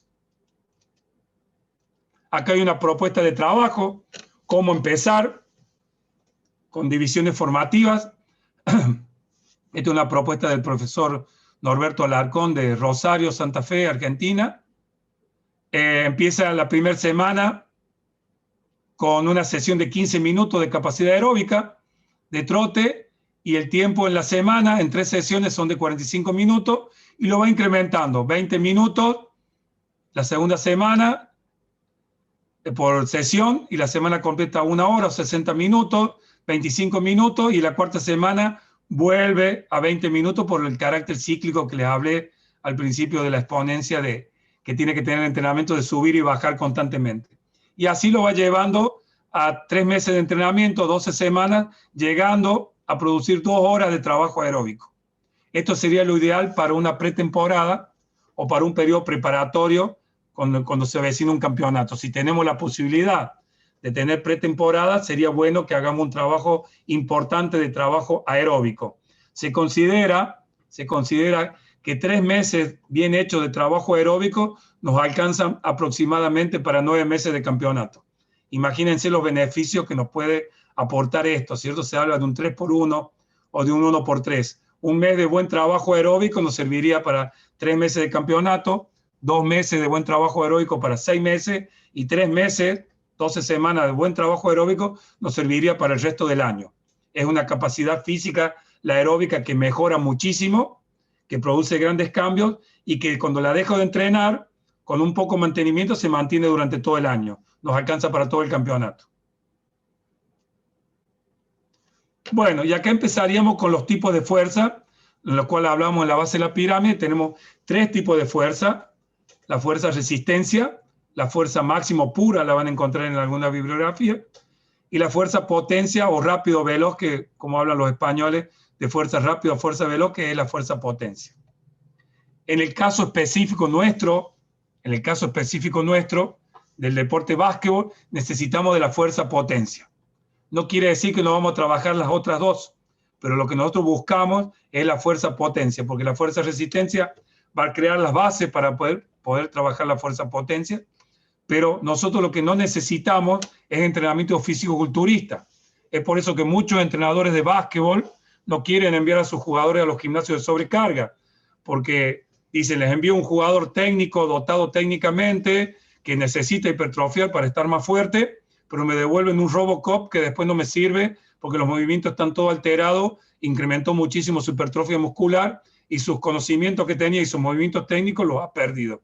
Y muchas veces eso es cierto, porque si la persona que está a cargo del gimnasio de sobrecarga, la cual vamos a enviar a nuestros jugadores, no sabe con respecto a la fuerza potencia o no sabe lo que necesita un jugador de básquet, en vez de darnos un beneficio nos va a traer un problema. Entonces lo ideal sería que ustedes o su preparador físico diseñe la rutina que tiene que hacer sus jugadores y con esa rutina vayan al gimnasio, o bien que el preparador físico o ustedes estén en el gimnasio dándole las normativas a al entrenador del gimnasio, ¿cierto? Bien, en la fuerza-resistencia, en los entrenamientos lo que se busca justamente es el predominio del volumen por sobre la intensidad. ¿Qué quiere decir esto? Que haga muchas repeticiones con una muy baja carga. En todo el tema de resistencia, las pausas deben ser incompletas. Esto quiere decir que la pausa no debería superar el 1,5 minutos entre serie y serie en mi trabajo de fuerza. La pausa completa se habla que es de 3 minutos, la pausa incompleta podría ser de 1 minuto o 1,5 minutos. Y la velocidad de ejecución de los movimientos con sobrecarga son normales. En la fuerza máxima, esto cambia totalmente, hay un gran predominio de la intensidad, de la carga, del peso, por sobre el volumen. Se habla de mucho peso, pocas repeticiones y la velocidad de ejecución es muy lenta. Usted me dirá, ¿para qué me servirá trabajar la fuerza máxima? Bueno, hay un punto en el cual la potencia muscular mejora por una gran carga debido al reclutamiento miofibrilar que hace el cerebro, juntando todas las fibras del organismo para producir ese movimiento que el cerebro detecta que hay mucho peso, o se puede modificar la potencia muscular y mejorar por medio de la velocidad, o sea, hacer con baja carga a mucha intensidad, a mucha velocidad.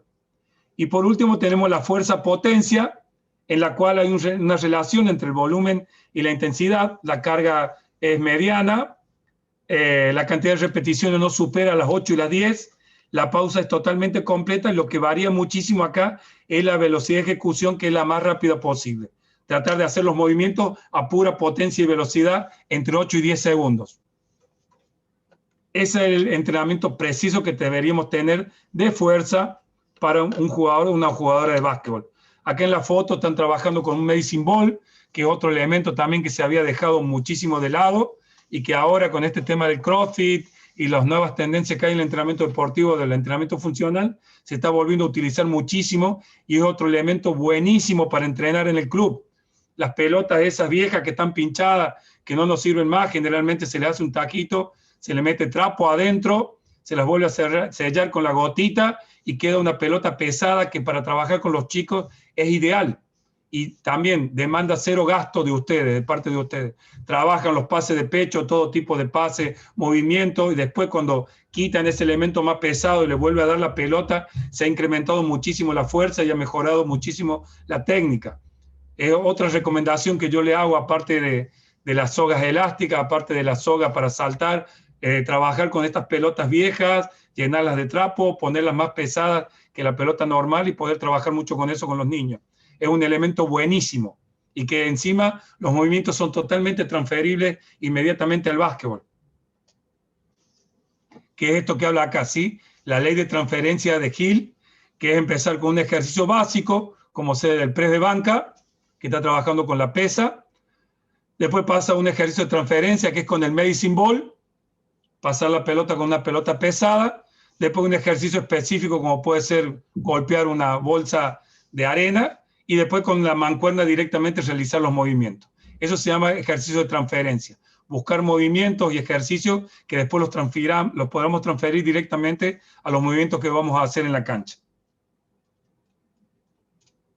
Bien, y por último quiero dejar este concepto, por respeto a la hora de ustedes, la pliometría. La pliometría es, digamos, un descubrimiento o una utilización del profesor Verkhoyansky, que estaba en la Unión Soviética, por allá por el año 60 y pico, empezaron a entrenar con saltos de diferentes distancias y vieron que esta cantidad de saltos mejoraba la fuerza reactiva y la fuerza potencia en todos los atletas. Él lo empezó a aplicar fundamentalmente en nadadoras y mejoraron muchísimo sus gestos deportivos y su fuerza, y después empezó a aplicar en todos los demás deportes, ¿cierto?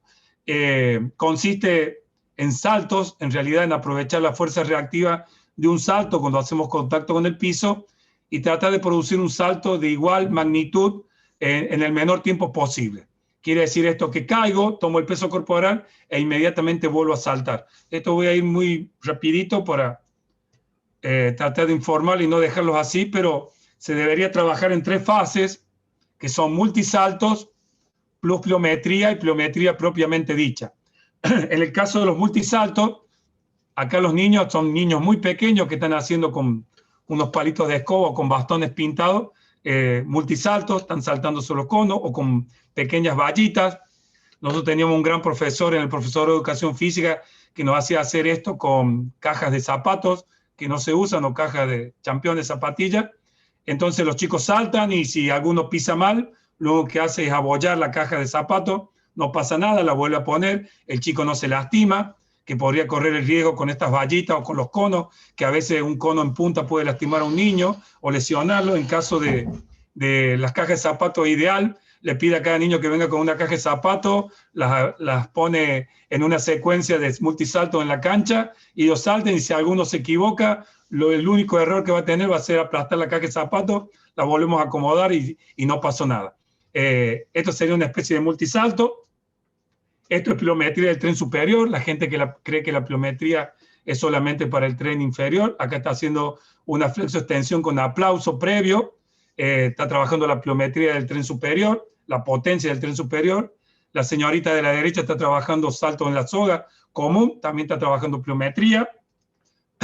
Acá tenemos el segundo concepto, que es plus pliometría, que es salto desde un cajón de aproximadamente 40-45 centímetros y solamente toma del peso corporal. Allí termina el ejercicio. Salto, caída y nada más.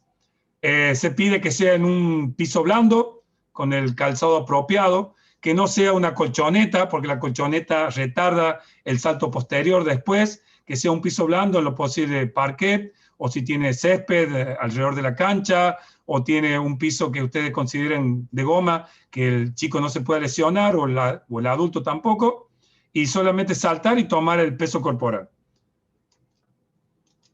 Y por último, la pliometría propiamente dicha, que es el ejercicio completo, que ustedes ven que es entre cajones, es entre cajones, y está realizando ya el ejercicio completo. Como pueden ver a la derecha, salta de un cajón al piso, y del piso inmediatamente hace contacto y vuelve a saltar al cajón posterior. Hay rutinas según el nivel de la persona que está entrenando. Si la persona salta de un cajón, toma contacto con el piso y no llega a saltar al otro cajón, tenemos que volver a la fase anterior. Quiere decir que todavía no está preparado para hacer este ejercicio. La cantidad de saltos tiene que ver con la experiencia y con la edad del atleta. Hay sesiones de 40 saltos, 50 saltos, 60 saltos. Se debería trabajar como máximo 2 veces a la semana porque tiene un gran desgaste neuromuscular. Y después acá también está la rutina para que ustedes la tengan. Acá ven lo mismo haciendo pliometría del tren superior e inferior a la vez. Acá a la derecha ven la foto de las chicas solamente saltando al cajón. Y acá ven en la última filmina haciendo el movimiento de salto, caída, cajón, y con cajones más altos, y la chica a la derecha haciendo con un medicine ball contra una pared, haciendo un movimiento de salto con la pelota pesada. Y acá está la rutina de lo que deberíamos hacer, lo que les dije recién. Las pausas deberían ser de 48 a 72 horas, no hacerlo más de 2 veces a la semana.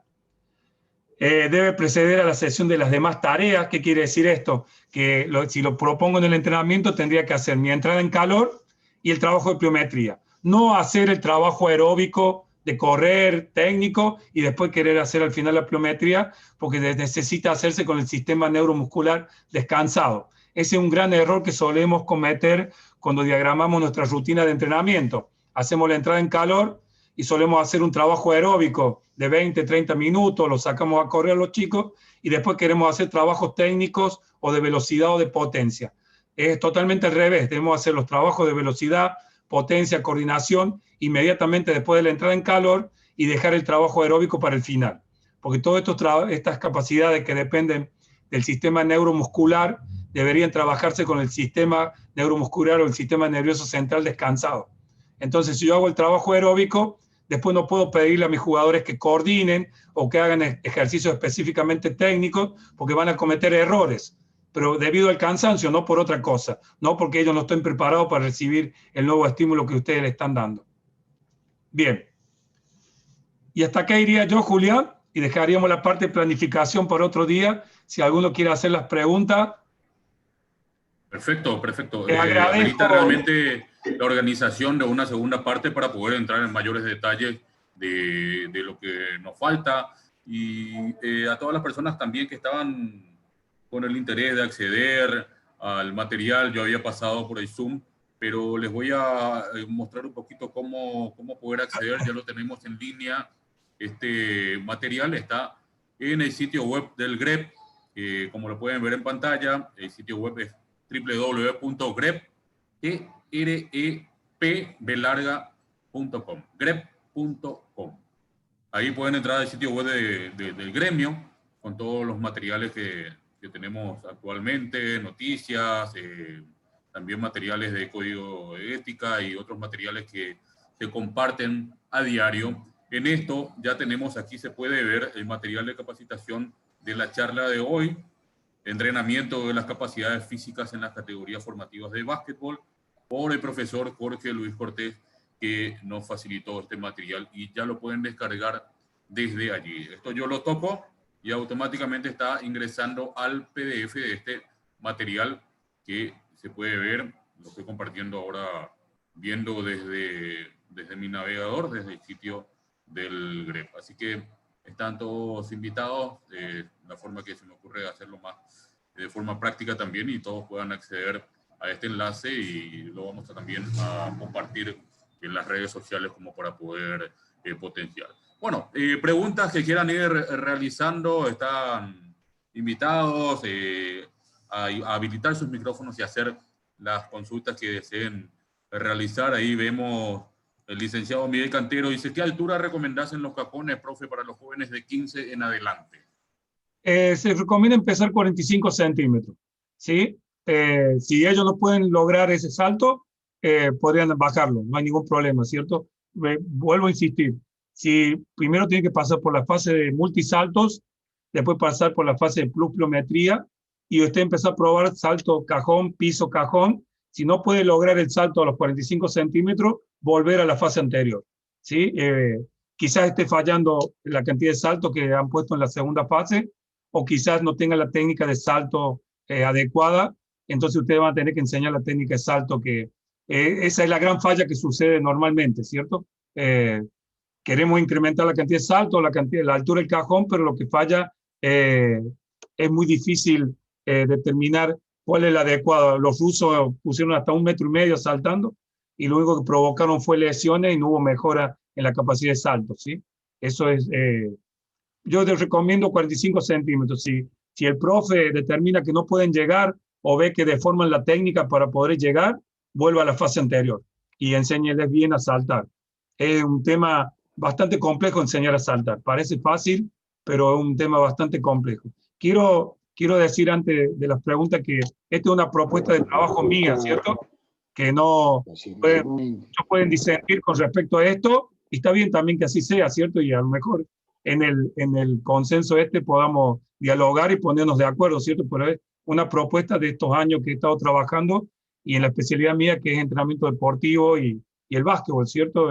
Puede haber otra que también sea productiva y que también haya surgido efecto, pero esto es solamente una propuesta, y les voy a pasar mi correo también si se quieren comunicar conmigo, les puedo enviar material, yo encantado. Tengo acá también, si me permití un segundito para compartir, Julián, lo último que me olvidé. Sí, adelante, por favor. Discúlpame. Ahí justamente estaban pidiendo también sus datos para poder contactarlo o encontrarlo. Sí, no, esto es una propuesta de DVDs, que si los compañeros quieren del gremio o de cualquier otro lado, yo lo fui comprando con el correr de los años, para que lo tengan, lo puedan acceder. No sé si se ven ahí. ¿Está viendo ahí? ¿Se ve? Sí, se ve perfecto. Bueno, hay un listado, yo se lo pasé a Rodrigo también. Son 80 DVD, algunos son CD con manuales de básquetbol, todos son de básquetbol, de diferentes autores, de campus, y también si le hacen falta, bueno, bienvenido sea para usted y bienvenido sea para elevar nuestra profesión que tanto queremos, ¿no? Bueno, si hay preguntas, estoy a las órdenes. Pueden simplemente habilitar sus micrófonos, están autorizados a eso. Es el mismo precio, como se dice, ¿no? Totalmente abiertos para todos los que quieran hacer sus consultas, y los materiales ya los estamos compartiendo también. También la grabación de esta charla lo estaremos teniendo ya a partir de mañana en nuestro sitio, en nuestro canal de YouTube, y pueden ir accediendo también para poder revisar o compartir de vuelta lo que tuvimos en esta charla. ¿Preguntas? Una última consulta mía, excelente, realmente todo increíble. Felicitaciones, antes que nada, profesor Jorge Cortés. ¿Por qué? La pregunta es la siguiente: ¿cuál sería el motivo principal, cree usted, de por qué faltan más especialistas, o preparadores físicos especialistas en básquet en nuestro país? ¿Será porque nos falta profesionalizar más el deporte, o por qué motivo encuentra usted, ¿verdad? Por ejemplo, le cuento una anécdota que me toca estudiar justamente una licenciatura de educación física, y la mayoría, cuando habla de básquet, directamente desvía o van al fútbol, al vóley. Es como que el profesional, digamos, no tenemos gente muy especializada. Por eso esta charla de hoy, su ponencia realmente para nosotros vale oro, profesor. Y yo opino igual que vos, Rodrigo, no se especializan porque no le ven salida laboral. Entonces, vos sabés la realidad nuestra, ¿cierto? Muchos de los que están acá saben nuestra realidad. Si hubiera una salida laboral que dijera todos los clubes tienen un cuerpo técnico con entrenador, asistente, preparador físico, nutricionista, mucha gente se interesaría porque es una salida laboral. La mayoría se orienta hacia el fútbol porque sí hay salida laboral. Que casi todos los clubes, hasta el club más pobre que hay en Paraguay, tiene su técnico y su preparador físico y se les paga. Entonces los chicos, yo soy profesor de un instituto de educación física, ven que como no es salida laboral, dicen, ¿para qué me voy a especializar en algo que quizás no me reditúe dinero, ¿cierto? Cada uno quiere ganar de lo que trabaja, que es el sueño de todos, ¿cierto? Y yo pienso que si tuviéramos un básquet organizado, que tengamos competencia todo el año, que haya muchos clubes en cada ciudad, o haya una liga nacional, se empezarían a especializar mucho más de los que hay ahora, ¿cierto? Esa es la gran falla. Yo no quiero criticar a nadie ni quiero tirar bombas en esta hermosa charla, pero creo que tenemos que hacer un borrón y cuenta nueva y empezar de cero con la gente joven como ustedes, que tienen todo el ímpetu y tienen otra mentalidad totalmente diferente a las viejas dirigencias que había antes, ¿cierto? El otro día me preguntaron, yo contesté de manera medio jocosa, me dijeron, ¿qué hay que hacer para cambiar el básquet en Paraguay? Y una aplanadora y un tractor, digo, demolé todo, empezó de cero y bueno, es la realidad, ¿cierto?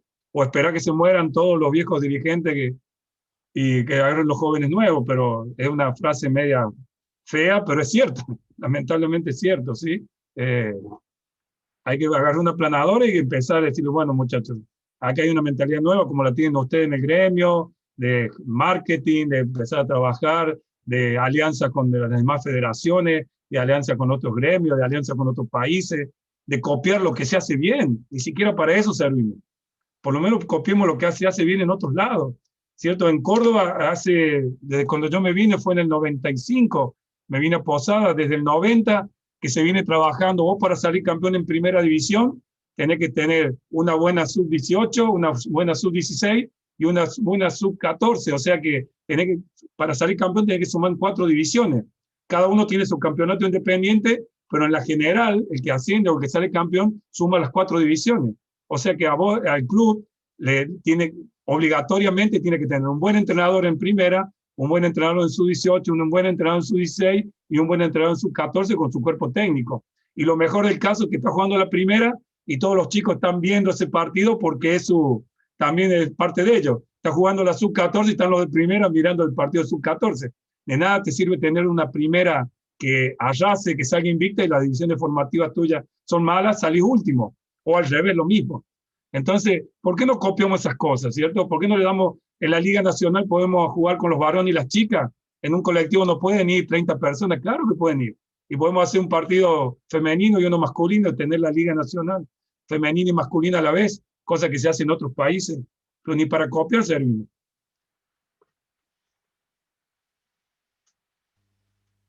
Disculpen. Excelente, realmente sin desperdicio en absoluto. Rodrigo, ¿algo que quieras agregar? No sé si hay alguna consulta más de los colegas. Están ahí. Están las aclaraciones. Realmente no pasamos a leer innumerables elogios hacia su ponencia, profesor, y realmente fue algo distinto, algo muy bueno, excelente. Creo que aquí en Paraguay usted está súper valorado como entrenador y la verdad que no sé si todo el mundo maneja estos conocimientos tan finos y esta maestría que usted tiene en la preparación física, profesor. Porque realmente hoy nos dio una cátedra y tranquilamente tendría que estar manejando la condición física del mejor o el más ambicioso equipo del país. Y mira, el básquet a mí me dio mil cosas, me dio mil cosas, así como anécdota, tengo mi familia gracias al básquetbol, así de sencillo, ¿eh? Me casé con una basquetbolista, por eso me quedé por aquí, mi familia está formada por el hecho del básquetbol nomás, ¿sí? Me dio lo mejor y también estando aquí me dio lo peor, porque dirigiendo Sol de América contra Deportivo Sajonia, varias gente lo sabe, falleció mi papá. Y vos lo conocías, el licenciado Pérez, creo que todo el mundo lo conocía, el licenciado Pérez, vino, me dio la noticia en el medio del partido, me dijo, profe, acaban de avisar de Córdoba que falleció tu papá, y yo estaba a 1.300 kilómetros de Córdoba, ¿cierto? Y tuve la gran suerte, que es otra cosa que me dio el básquetbol, que vino Carlitos Gianni, su papá, Manolo Jiménez y el presidente del Sol de América al departamento. Me dijeron, profe, toma, tenés 2 sueldos adelantados, anda a Córdoba, soluciona tus cosas con tu papá y volvé. Dirigiendo plenos playoffs con el Sol de América. Son cosas impagables, ¿cierto? Me emociona todo esto que estoy contando, pero el básquetbol a mí me dio todo, ¿cierto? En su momento puede decir que me lo quitó con este tema de mi papá que estaba lejos, pero estoy acá por el básquetbol, ¿cierto? Solamente por eso. Estoy súper contento, feliz. No me imagino otra vida en la que tengo ahora, y por el básquetbol, ¿cierto? Me dio amigos, me dio gente conocida, entonces lo quiero tanto que, bueno, me duele cuando no se hacen bien las cosas, ¿cierto? Porque no, yo ya estoy en una edad que ya estoy más para cuarteles de invierno, como suelen decir, ¿cierto? Pero veo a esta gente joven que pienso que hay que darle un apoyo a todos los jóvenes que quieran trabajar, y tenemos que dejar ese egoísmo de lado, compartir material, compartir experiencia, apoyar lo que se hace bien, no poner palos en la rueda, como se habla normalmente, ¿cierto? Dejar trabajar, porque el famoso perro del hortelano, ¿cierto? No comemos ni dejamos comer. No, ¿qué va a ser bueno si es mi vecino? No creemos que nuestro vecino sea bueno, o no creemos que alguien tenga un proyecto bueno. Entonces, tenemos que una vez por todas levantarlo. A mí me da mucha bronca. Antes, cuando íbamos los sudamericanos, cuando yo dirigí en el 99, que surgió toda la generación dorada de Argentina en el sudamericano de Bahía Blanca, íbamos a pelear por el cuarto y quinto nosotros. Ahora vamos a un sudamericano y nos ponemos contentos cuando le ganamos a Bolivia. Entonces, es doloroso eso, ¿cierto? Disculpando a Bolivia, ¿cierto? Sin faltarle el respeto. Pero antes se le ganaba bien a Chile, se le ganaba a Perú, se le ganaba a Colombia, Ecuador. Ahora ya no le ganamos más. Ya no le ganamos más. O sea que algo estamos haciendo mal. Estoy hablando de Paraguay, ¿cierto? Sé que otros países están trabajando muy bien. Bueno, disculpen la descarga. No, Voy a anotar mi correo electrónico ahí para la gente. Sí, sería bueno que usted mismo deje un correo, pero sería bueno por ahí para asegurar que sea el correcto, que usted mismo lo deje. Y no sé, los colegas, si no tienen otra pregunta, consulta, de mi parte, aprovechar ya este momento para agradecerle una vez más esta apertura, esta predisposición invalorable realmente, esta videoconferencia, y esperemos hacer el módulo 2 como usted dijo, el profesor Jorge, y también le invitamos a formar parte continuamente de nuestras actividades como a un profesional tan respetado y querido en nuestro medio como lo es usted. Muchas gracias de parte de todo el gremio entrenador. Gracias a ustedes y gracias a todo el mundo por el respeto, gracias a todo el mundo por opinar. Pienso que la única forma es esta, de que nos comuniquemos y compartamos experiencias. Siempre cualquier experiencia, por más parezca común, a veces es nueva y a veces sirve para incentivar a los chicos más jóvenes que se pongan a trabajar y que se profesionalicen, que cobren por lo que tienen que cobrar, que cobren por lo que han estudiado, que hagan de esto una profesión, que realmente lo hagan una profesión. Generalmente antes, yo tengo 57 años, ¿no? Y te decían, ¿a qué te dedicas? Soy entrenador de básquetbol. ¿Y de qué vivís? Te decían.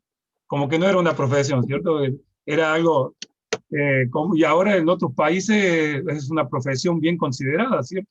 Entonces, que cambie ese concepto de que es un pasatiempo nuestro, que para esto estudiamos, para esto trabajamos, para esto nos informamos, gastamos dinero, y bueno, también tenemos que cobrarlo. Por eso, mientras más capacidad tengamos, más podemos cobrar y más podemos mejorar y alcanzar los sueños que todos tienen.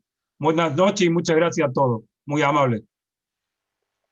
Muchas Bueno, gracias. muchas gracias, profesor, gracias a todos los participantes. Y sí, vamos a estar ya anunciando eventualmente cuando hacemos la segunda parte de lo que fue esta disertación bastante completa. Justamente quizás tuvimos pocas preguntas porque en las mismas explicaciones estaban todas las preguntas respondidas y bien clarito todo, con dibujos, con imágenes, con explicaciones, y un material sumamente valioso que se comparte a través de este medio. Y reiteramos, está ya desde nuestro sitio web, que es elgrep.com. Pueden acceder al material que compartimos y eventualmente estamos haciendo correr también la invitación para una segunda parte, un módulo 2 de lo que es esta disertación del profesor Jorge Cortés. Muchísimas gracias a todos. Gracias. Buenas noches. Muy buenas noches. Muchas gracias. Gracias, profesor. Gracias a ustedes. Muchas gracias.